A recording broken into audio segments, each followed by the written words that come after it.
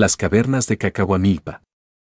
El origen real de estas cavernas no es conocido todavía por la geología ni por la antropología. Se supone que por aquí pasaba el río y que estas cavernas las dejó el río, pero todo, al fin y al cabo, no son más que suposiciones, porque eso no le consta a nadie, nunca persona alguna vio eso, son meras suposiciones. Claro, que tales cavernas existieron en la época de los nahuas, de los mayas, de los toltecas, etc., es precortesiana. Que se descubrió hace relativamente poco las cavernas estas, mas no lo negamos. La historia aquella del señor ese que era alférez y que murió, que su perro aullaba en la puerta, es muy clásica, innegable, y es evidente que por aquí algunos maleantes se protegían de la justicia, todo eso es cierto. Pero, ¿qué se sabe sobre los motivos básicos esotéricos que animaban a muchas gentes de la antigüedad cuando visitaban estas grutas? Todo lo que se conoce solo es lo que los guías de turismo dicen, pero nadie sabe algo más sobre estas grutas. En nombre de la verdad debemos decir, que en los tiempos grandiosos de Anáhuac se cultivaba aquí lo que podríamos llamar los misterios, hubieron misterios toltecas, mayas, zapotecas, como los hay entre los incas en el Perú, etc. Pero aquí, muy especialmente funcionaba una escuela de Anáhuac, existía un templo.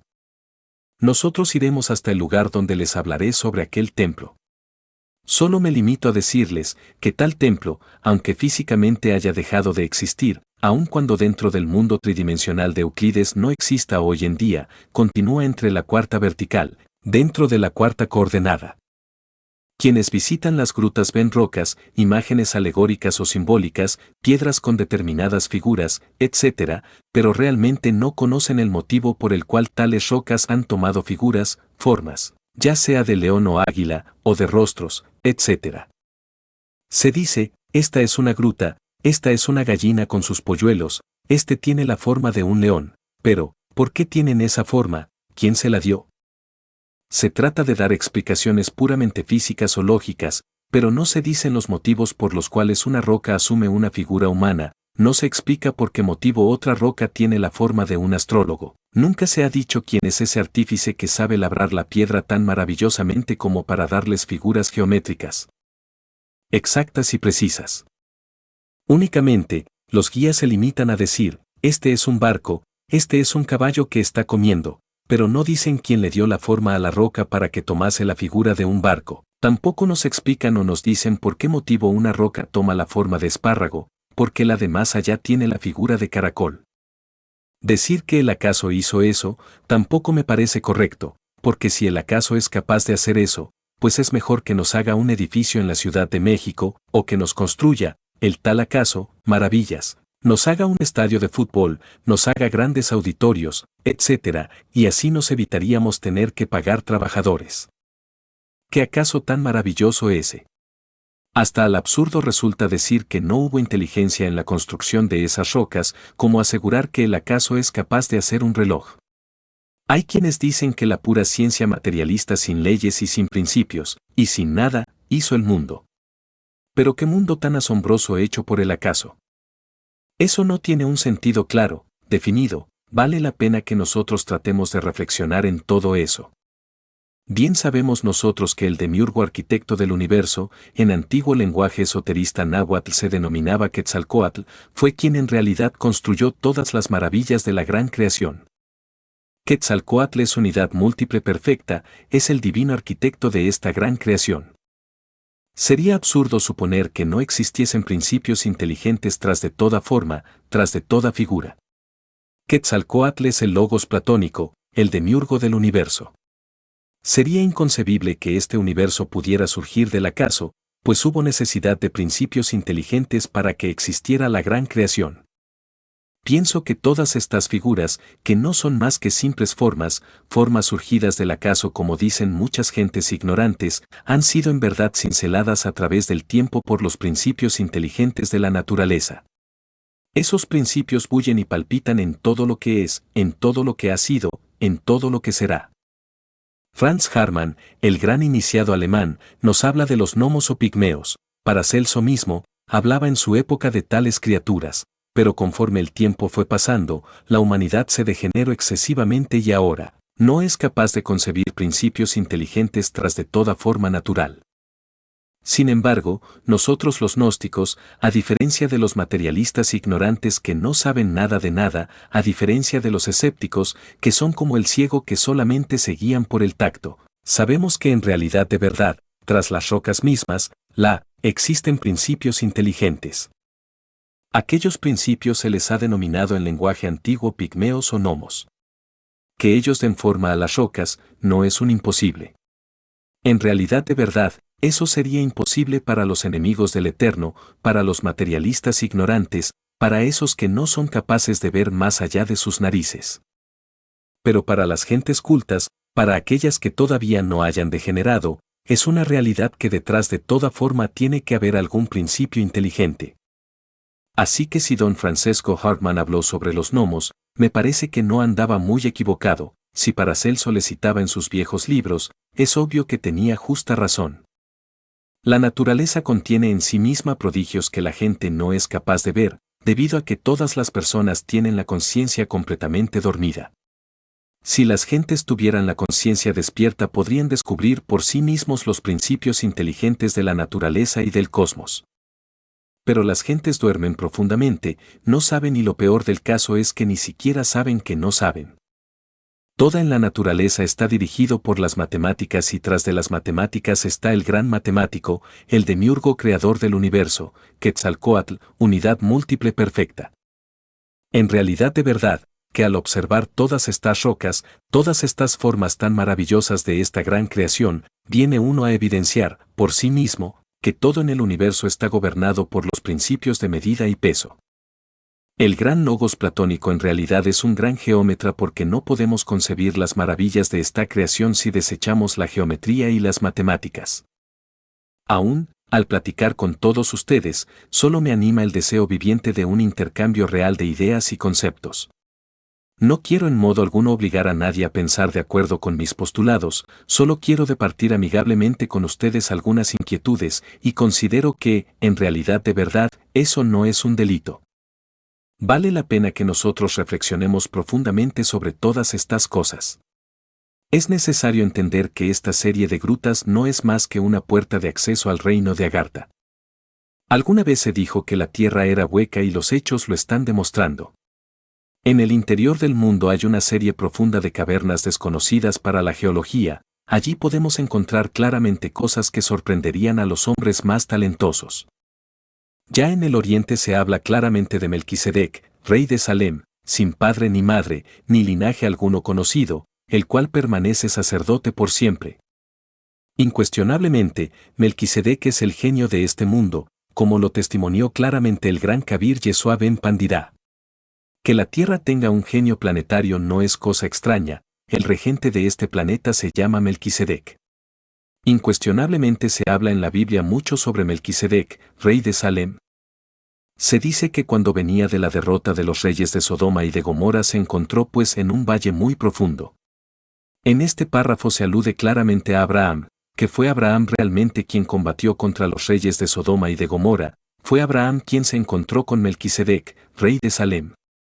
Melquisedec estaba viviendo en una fortaleza donde más tarde se levantó Jerusalén, la ciudad querida de los profetas.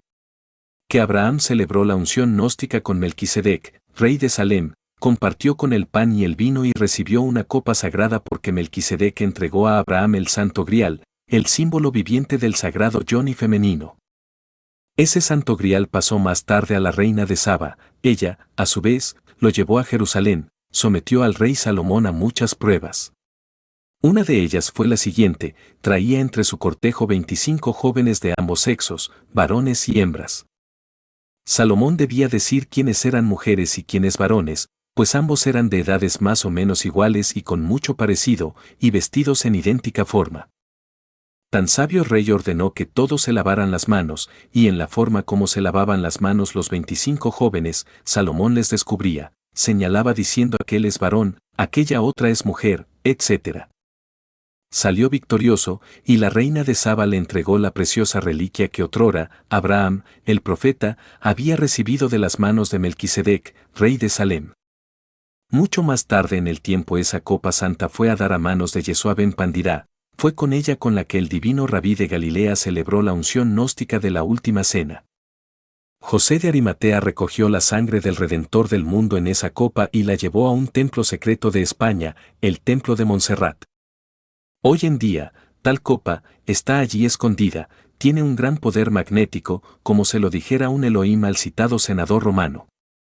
Así pues, vean ustedes cómo se logró que esa copa al fin se conservara para bien de los siglos. Ahí está el templo de Montserrat, el Montsalvat trascendente. Aquellos que sean capaces de llegar allí, serán muy bien recibidos. Precisamente, se puede llegar al Montsalvat trascendente a través de la iniciación esotérica. Incuestionablemente, Melquisedec continúa existiendo en el centro del planeta Tierra, en el reino de Agartha, y esta serie de grutas que ustedes ven, estas cavernas que no tienen límite, son una puerta de entrada a ese reino de Melquisedec. Los científicos de la NASA quieren conquistar otros mundos, otros planetas, cuando ni siquiera conocen el planeta Tierra. Nada saben sobre Melquisedec, rey de Salem. Él vive con sus goros y todos los bodhisattvas nunca dirían dónde o por dónde están tales entradas. Nosotros, aquí, estamos precisamente en estas grutas. Se han descubierto muchos salones, hoy vamos a llegar hasta un límite aparente, porque de ahí para allá hay muchos salones como este, sin descubrir. Hace poco se descubrieron 2 salones, pero siguen miles de salones y eso lo saben ya los geólogos. La ciencia debería llegar hasta el reino de Melquisedec, rey de Salem. Que conservan antiguas reliquias de Lemuria y Atlántida los habitantes de Agartha, es algo que bien sabemos. En piedra están registradas, en esas cavernas, todos los conocimientos de la Lemuria y de la Atlántida y de las épocas hiperbórea y polar.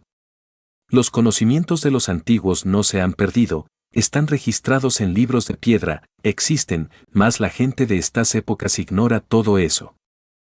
Nosotros, los gnósticos, no debemos ignorar tales cuestiones. Un día, cada uno de ustedes, si ha perseverado realmente, trabajando sobre sí mismo, si ha conseguido la aniquilación budista, la destrucción de todos esos elementos inhumanos que en nuestro interior portamos, podrá entrar en el reino de Melquisedec y verificar, por sí mismo, la cruda realidad de lo que aquí estoy diciendo.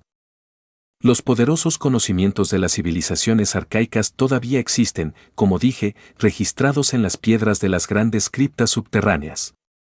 La ciencia de Lemuria y Atlántida existe, mas es desconocida para las gentes que viven sobre la superficie de la tierra. El reino de Melquisedec es un reino de sapiencia. Alguna vez Opossowski, el gran explorador polaco, conoció al rey del mundo, este hombre que llegó a una lamacería de las tierras sagradas del Tíbet. Era de noche, el cielo estaba encapotado con densos nubarrones, rayos y truenos, y relámpagos hacían estremecer a las nieves perpetuas. Alguien golpea entre las tinieblas nocturnas los lamas de distintas lamacerías. Los monjes dieron hospitalidad a los jinetes que llegaron, todos se sentaron en la sala principal donde había un trono y acaeció de pronto algo insólito, alguien de entre los de la comitiva llegada se sentó en aquel trono. Los miembros de aquella lamacería lo reconocieron, era Melquisedec, el genio de la tierra. Obviamente tenían que postrarse y así lo hicieron, era de admirar, en esos instantes, la veneración que todos aquellos lamas sentían por el rey de este planeta. Opossowski estaba asombrado, si él no sabía en verdad nada de estas cuestiones. Vio al genio de la tierra, hombre fuerte, poderoso, pómulos salientes y mirada penetrante, su nariz recta como la torre de Sión, su frente amplia como los muros invictos de la antigua Jerusalén, sus dientes firmes como de león, todo su cuerpo majestuoso. Bendijo a los de la concurrencia y se despidió sin decir más. Enseguida los recién llegados comprendían que debían retirarse, se fueron con él.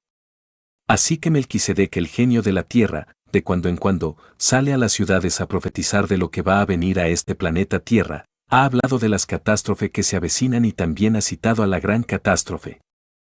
Las gentes profanas de estos tiempos no solamente ignoran, sino además ignoran que ignoran. Si alguien profano nos escuchase, podría muy bien reírse de nosotros, porque cuestiones como estas no son accesibles al animal intelectual equivocadamente llamado hombre. Hace mucho tiempo que se olvidaron las leyes de la antigua Arcadia, Hace mucho tiempo que se olvidaron aquellas historias de ninfas y de hadas, solamente todo eso huele a fantasía. Por estos tiempos decadentes solo se habla de guerras y de drogas, y de alcohol y de prostitución y de matones, etc. Se prohíbe en estos tiempos decadentes que a los niños se les diga que existen los gnomos, o los silfos de los aires, o las ondinas de las inquietas aguas del borrascoso Ponto, o las salamandras del fuego universal. Ahora hay que enseñarles a los niños, se dice, cosas de esta época decadente, hay que regalarles cañones de juguete y ametralladoras, hay que escribirles cuentos degenerativos para arruinarles su mente.